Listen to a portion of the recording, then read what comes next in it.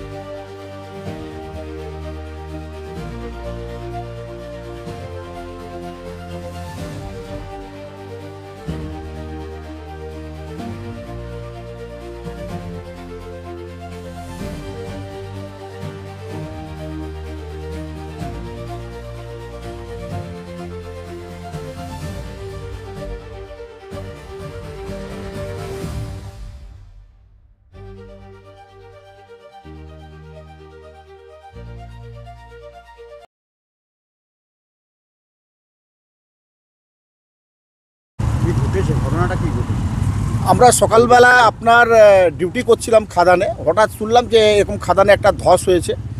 তো আমরা ছুটে যাই সেই জায়গাটাতে, গিয়ে পরে দেখি যে হ্যাঁ এরকম একটা স্লাইড হয়েছে। অ্যাকচুয়ালি ওটা বড়িরা প্যাচ আর কি, দীর্ঘ 3 বছর ধরে ওই প্যাচ বন্ধ হয়ে আছে এবং ডিজিএমএসের আদেশ অনুযায়ী ওই প্যাচ চারিদিকে কাঁটা তার দিয়ে ঘেরা ছিল, 3 বছর ধরে ঘেরাও ছিল।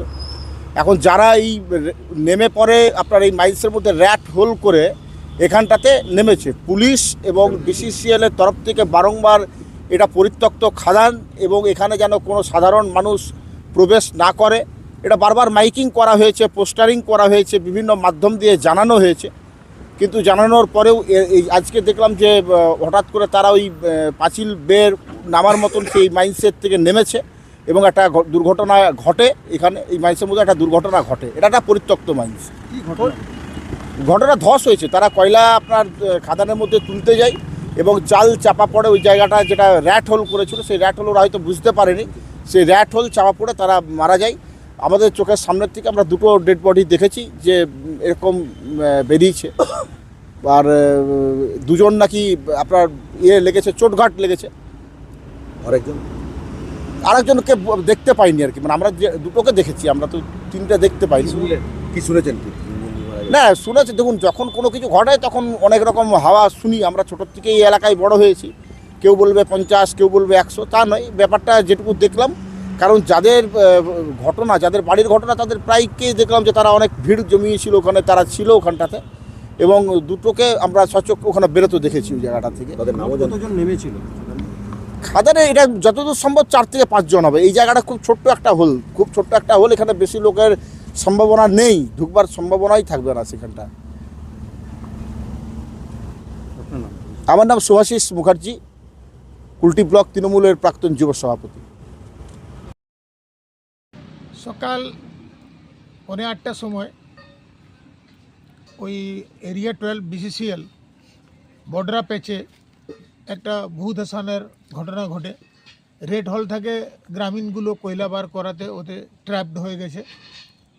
সে সময় 3জনকে রিকভার করা হলো, 1জন মারা গেছে, 2জনকে হসপিটালে অ্যাডমিট করা হয়েছে।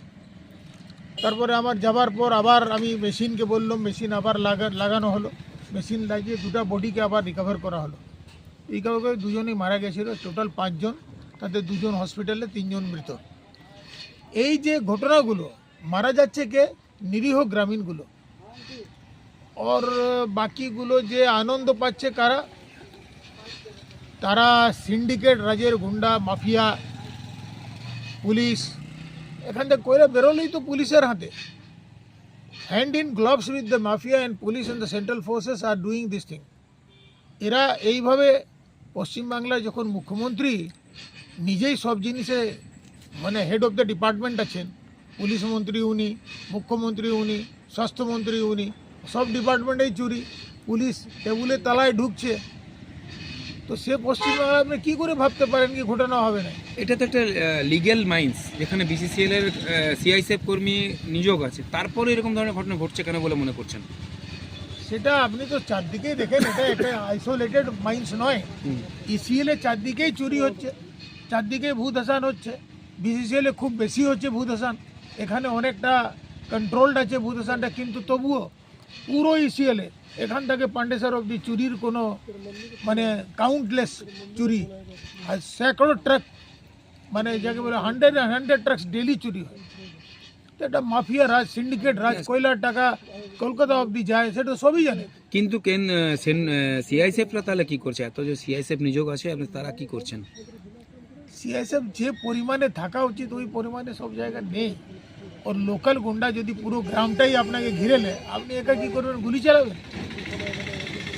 সেই তো মমতা ব্যানার্জি করলো। ওই ঢুকে যে বেরিয়ে আসলো, সেন্ট্রাল ফোর্স তো কিছু করতে পারলো না, হাতে গায়ে হাত দিতে পারবে না, মহিলা লোক ছোটা ধরতে পারবে না, গুলি চালাতে পারবে না, এই জন্য ফাইলগুলো নিয়ে চলে আসলো।